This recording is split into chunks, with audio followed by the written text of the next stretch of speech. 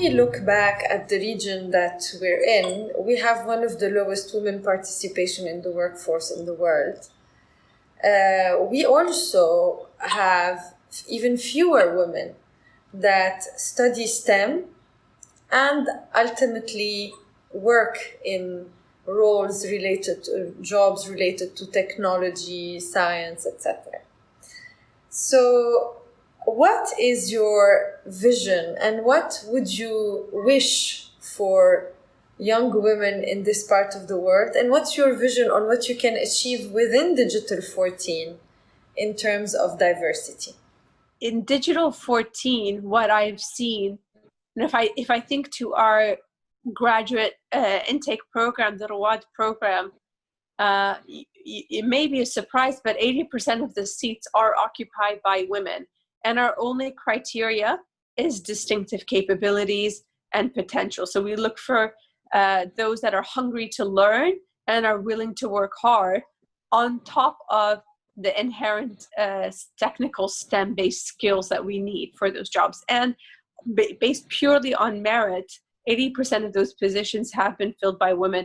In Digital 14, I am keen to have at least one more woman within the leadership team joining me sooner rather than later. I do believe at the end of the day, what we're after is not numbers.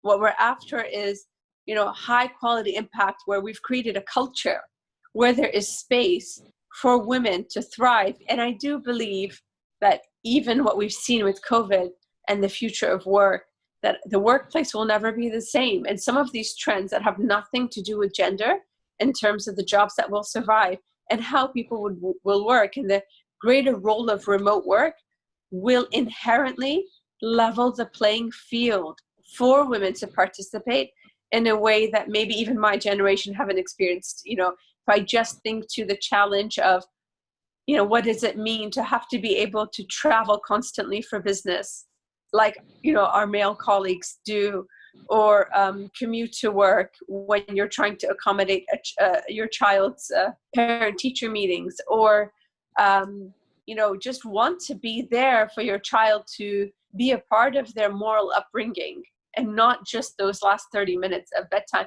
All of these challenges will be different for the next generation, who will work differently considering the remote work context and the nature and the kind of jobs that are being created.